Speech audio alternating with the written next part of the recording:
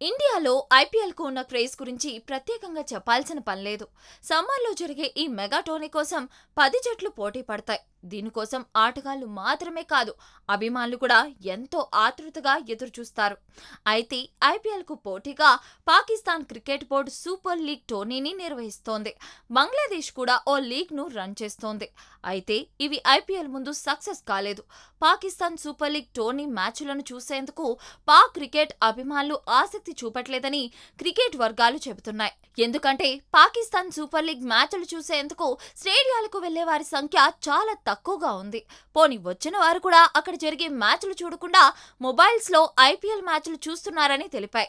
ఈ క్రమంలో ఓ అభిమాని ఐపీఎల్ చూసిన వీడియోను సోషల్ మీడియాలో పోస్ట్ చేయగా అది ఇప్పుడు చక్కర్లు కొడుతోంది.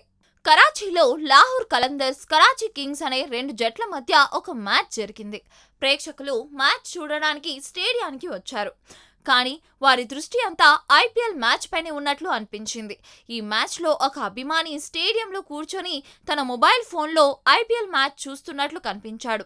కాగా లాహోర్ కలందర్స్ 6 వికెట్ల నష్టానికి 211 పరుగులు చేయగా కరాచీ కింగ్స్ 136 పరుగులకే ఆలౌట్ అయింది.